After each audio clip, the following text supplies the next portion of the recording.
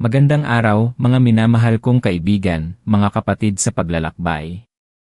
Isang mainit na pagbati mula sa akin, sa inyong lingkod, na naniniwala sa napakagandang potensyal na nasa loob ng bawat isa sa atin.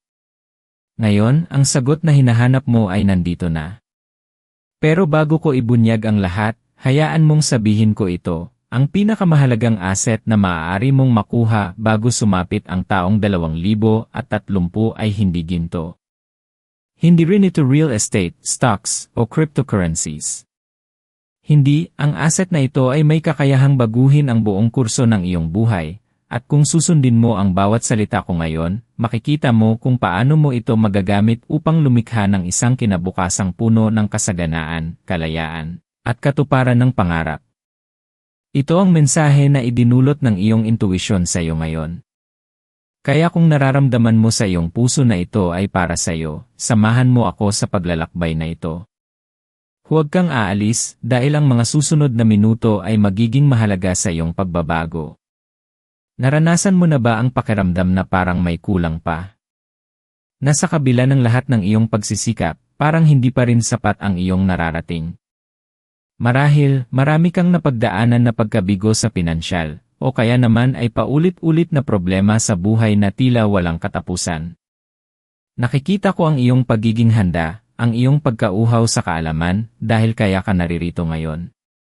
Marahil ay nararamdaman mo ang bigat ng pag-aalala tungkol sa kinabukasan, sa kung paano mo mapoprotektahan ang iyong pamilya, kung paano ka makakawala sa rat race na ito.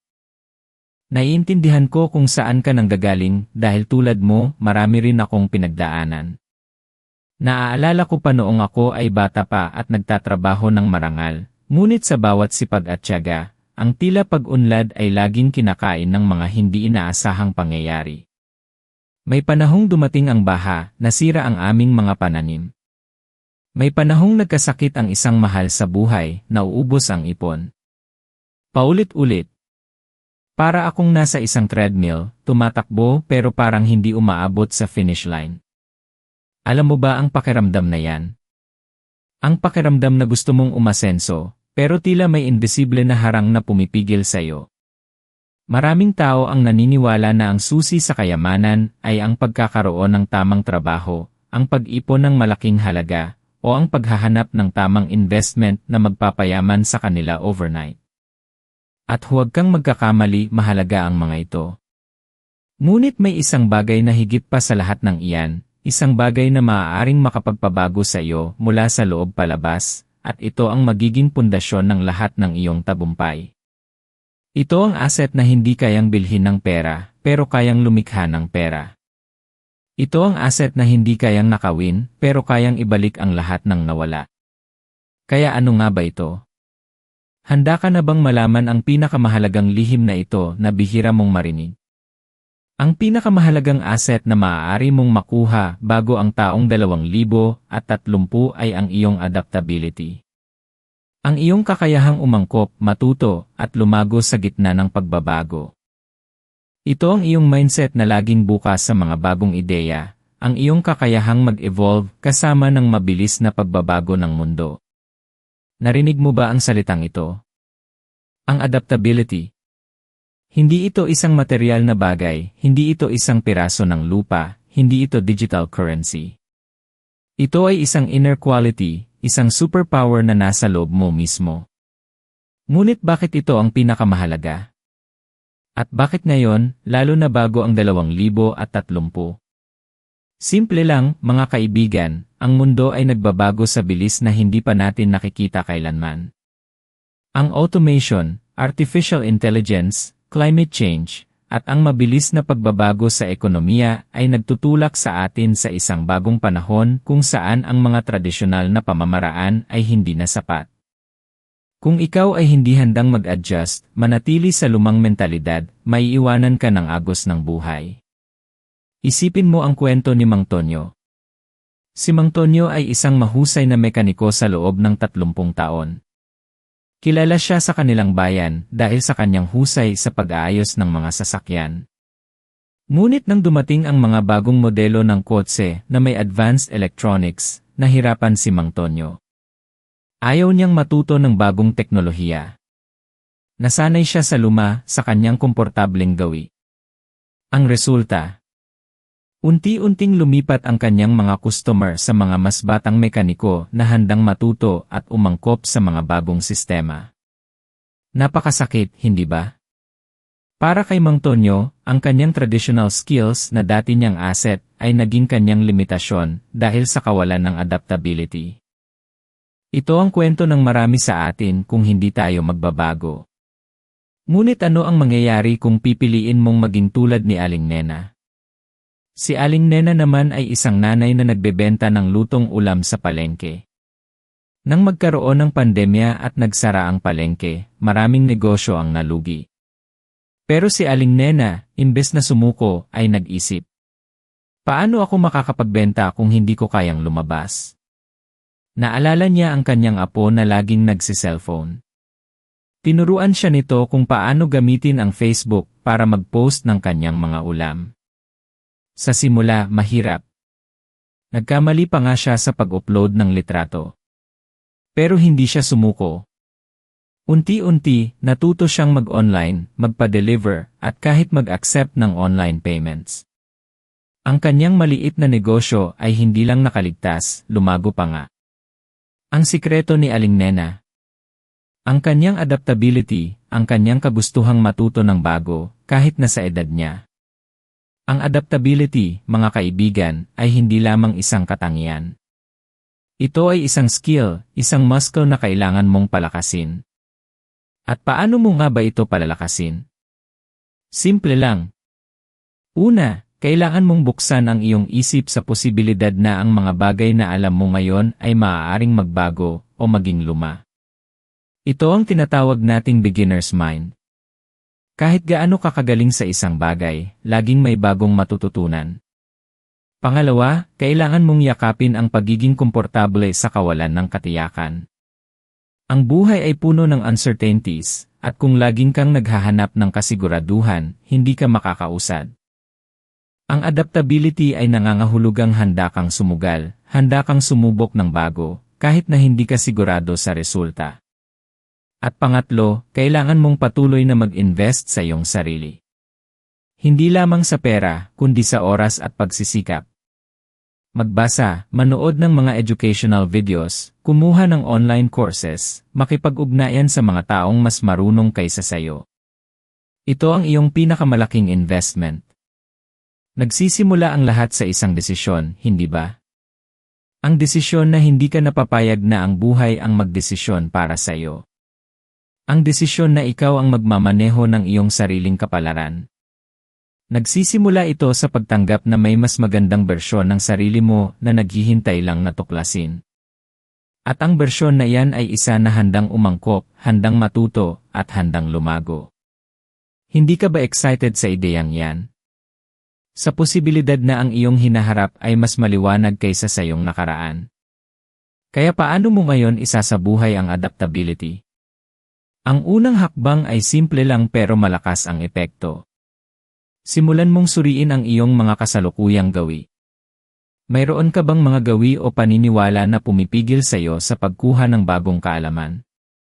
Halimbawa, naniniwala ka ba na ang edad mo ay hadlang sa pagkatuto? O na ang iyong propesyon ay luma na at wala ng pag-asa? Ito ang mga mental blocks na kailangan mong gibain. Isipin mo, ang utak ng tao ay tulad ng isang hardin. Kung hindi mo alagaan, tatabuan ito ng damo. Pero kung sisimulan mong magtanim ng bagong ideya, ng bagong kaalaman, mamumulaklak ito ng mga bagong oportunidad. Ang iyong utak, ang iyong isip, ang iyong mindset, ang iyong pinakamahalagang lupain. Ngayon, balikan natin ang tanong kung bakit mahalaga ito bago sumapit ang taong 2030. Sa susunod na 7 taon, asahan mo ang mga malalaking pagbabago sa mundo. Ang mga trabahong alam natin ngayon ay maaaring hindi na umiiral. Ang mga industriya ay magbabago, at ang mga taong handang umangkop ang siyang mananatili at magtatagumpay. Ang mga taong patuloy na nagpapatalas ng kanilang kakayahan, naghahanap ng bagong paraan para mag-ambag, ang siyang magiging leader. Ito ay hindi tungkol sa pagkakaroon ng pinakamaraming pera sa bangko, kundi sa pagkakaroon ng pinakamaraming kakayahang mag-adjust at mag-innovate. Isipin mo ang isang puno sa gitna ng bagyo. Ang puno na matigas at ayaw yumuko ay madaling mabali. Ngunit ang puno na kayang yumuko sa hangin, kayang sumabay sa ihip ng pagbabago, ay mananatiling nakatayo at lalong lalakas pagkatapos ng bagyo. Ikaw, kaibigan, ay ang punong iyan. Nasa sayo kung pipiliin mong maging matigas at mabali, o yumuko at lumakas. Ito ay isang paalala na ang iyong lakas ay hindi nakasalalay sa iyong pagiging rigid, kundi sa iyong flexibility. Mi cuento nos comentarios de donde vos est asistindo, si esa mensagem est fazendo sentido para o seu coro.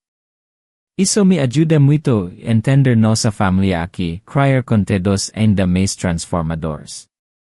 Ang iyong feedback ay mahalaga sa pagpapalago ng ating komunidad. Kaya paano ka magsisimula sa pagbuo ng iyong adaptability? Mayroon akong simpleng 3 hakbang na maaari mong simulan ngayon din. Unang hakbang, magtakda ka ng isang maliit na bagong bagay na gusto mong matutunan bawat linggo. Hindi kailangang malaki, maaaring simpleng online skill, isang bagong recipe, o kahit isang bagong salita sa ibang lengguwahe. Ang mahalaga ay ang proseso ng pagkatuto, ang pagpilit sa iyong utak na mag-explore ng bago. Pangalawang hakbang, hanapin mo ang mga taong mas marunong sa iyo sa isang partikular na larangan at makipag-ugnayan sa kanila. Hindi mo kailangang maging eksperto sa lahat, pero kailangan mong maging mabilis matuto. Ang pag-aaral mula sa karanasan ng iba ay isang shortcut sa kaalaman. Ang pagkakaroon ng mentor o isang grupo ng mga tao na nagtutulungan ay isang napakalaking boost sa iyong adaptability. Pangatlong hakbang, yakapin ang pagkakamali bilang isang pagkakataon upang matuto.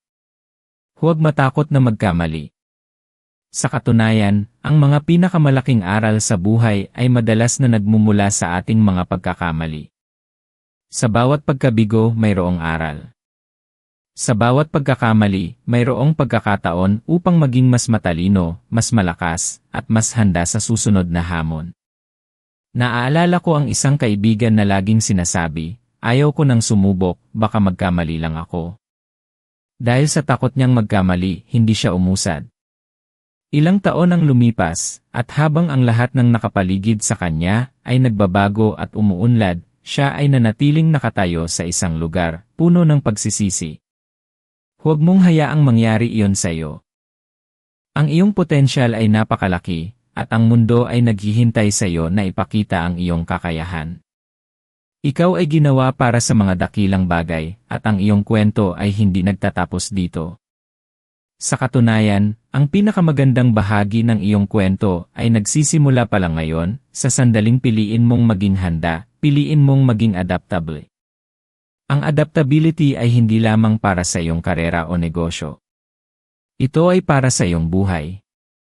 Ito ay tungkol sa pagiging bukas sa mga bagong relasyon, sa mga bagong karanasan, sa mga bagong pananaw. Ang isang taong adaptable ay isang taong mas masaya, mas matagumpay, at mas may kapayapaan sa kalooban. Bakit? Dahil alam niyang kahit ano pa ang ibato ng buhay sa kanya, may kakayahan siyang umangkop, may kakayahan siyang bumangon, at may kakayahan siyang lumago. Hindi ba't yan ang totoong kayamanan? Ang kapayapaan ng isip na nagmumula sa kaalaman na kaya mong harapin ang anumang hamon. Isipin mo ang isang mundong puno ng mga pagkakataon na naghihintay lamang sa iyo na tuklasin. Ngunit upang makita ang mga pagkakataong ito, kailangan mong buksan ang iyong mga mata sa bagong pananaw. Kailangan mong palakasin ang iyong kakayahang umangkop. Ang bawat hamon ay isang disfrazado na oportunidad. Bawat problema ay isang pagkakataon para matuto. At sa bawat bagong kaalaman, lumalawak ang iyong mundo. Kaya ano ang iyong gagawin ngayon? Hindi sapat na marinig mo lang ang mensaheng ito. Kailangan mong isabuhay ito. At ang pinakamahalagang paraan upang isabuhay ito ay sa pamamagitan ng paggawa ng aksyon. Hindi bukas, hindi sa isang araw, kundi ngayon. Simulan mo sa isang maliit na bagay. Isang online course na matagal mo nang gustong kunin. Isang libro tungkol sa isang bagong industriya. Isang pakikipag-usap sa isang taong may kakaibang perspektibo. Ang maliliit na aksyon na ito ay magtutulak sa iyo sa direksyon ng pagiging mas adaptable. Naway ang bawat isa sa atin ay magkaroon ng lakas ng loob na yakapin ang pagbabago, na tingnan ang bawat hamon bilang isang pagkakataon upang lumago. Naway sa bawat pagsubok, makita natin ang ating kakayahang umangkop at matuto. Hindi ka nag-iisa sa paglalakbay na ito. Tayo ay magkakasama, patungo sa isang kinabukasang mas maliwanag at mas puno ng pag-asa. Tandaan mo, ang iyong pinakamahalagang asset ay nasa loob mo na, naghihintay lang na iyong tuklasin at paunlarin. Kaya ngayon, ano ang susunod mong hakbang? Ang iyong pinakamagandang bersyon ay naghihintay lang sa iyo.